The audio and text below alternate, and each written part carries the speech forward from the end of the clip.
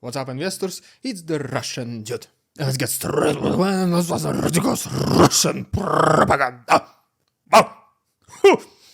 Okay. A mandatory hair flip. Okay, so today we have this road in one of Russian neighborhoods. So it's like, okay, well, the road is destroyed, it was a heavy rain, maybe there was some construction going. It's okay, it's understandable, it does not happen just in Russia, right? But what does happen only in Russia is the sign which they put literally inside the mud, which guess what says? It says, no parking. I mean, even going to this place is a very big challenge, unless you have an off-road SUV. And then parking there means, like, I mean, how would you go out of your car? You would have to wear some plastic bags over your feet and legs because, yeah, it's just full of mud.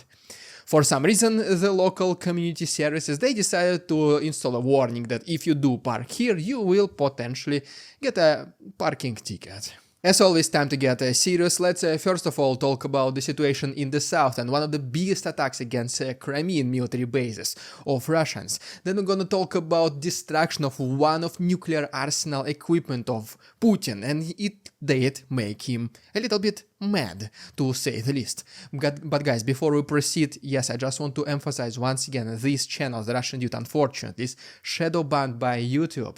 The views are dropping with every single video I make, so please, so you don't lose my channel, so you don't lose these daily updates, once again, subscribe to my channel and like this video. And just in case, if you do not receive notifications about me posting, please go ahead and check my channel manually.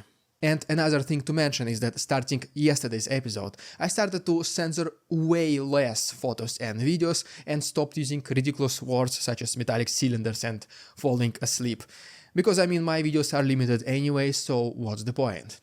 But I do still unfortunately have to censor some of the videos, because if I do show them here on YouTube, I'm risking my channel not just being limited, but I'm risking to lose it completely. YouTube can actually delete my channel if I show way too bad footage. So guys, please forgive me, the number of censored photos and videos will be minimal, but unfortunately I still have to do it. Fully uncensored episodes, as always, will be on my Patreon. And so yes, to begin with, speaking about Crimea and one of the biggest attacks against Russian military bases, which happened last night, the airfield which was affected was located in Dzhankoi, where according to several different reports, up to 10 Mi-28 helicopters, up to 2 Ka-52 helicopters, and S-400 air defense system, and also lots of munition depot and warehouses were located. Ukrainians were able to strike it, they did confirm it with their Ukrainian army representatives. And so yeah, at this very moment the damage is being estimated, but as of right now, potentially one of the pictures which we do have with the consequences is the destroyed S-400 air defense system of Russians. But this was not the only thing which happened in the last 24 hours, because there was some even more loud noises across the entire territory of Russia.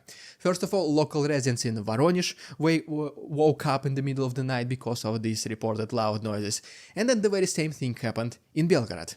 According to representatives of both of these Russian cities, every single attack by Ukrainians was intercepted, so I mean, where these loud noises came from, this is still a mystery.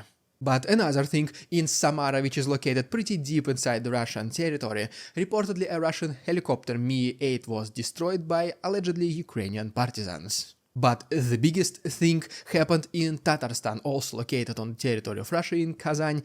And long story short, according to Defense Intelligence of Ukraine, they were able to attack an aircraft factory of Russians where two 22Ms and two 160Ms aircrafts are produced.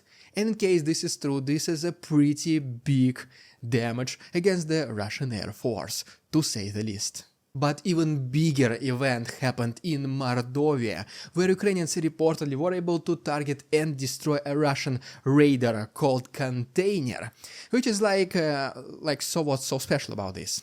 But what is so special about this is that this container is able to detect early launches of nuclear attacks from other countries. So this is basically one of the very first wall of defenses of the Russian nuclear forces against the attacks from the West, and this is considered to be a part of the nuclear arsenal of Putin. And according to some Western military experts, by doing this, Ukrainians crossed the red line.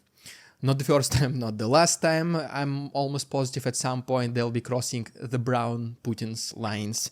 And long story short, the reason why it is considered to be a red line is because back in 2020 Putin did sign some kind of a military-related law, which basically means that any single nuclear arsenal industry unit or vehicle or anything like this, in case it is attacked, it is considered to be a huge provocation against the entire nuclear industry of Russia, which the consequence of this can be the result of a nuclear attack.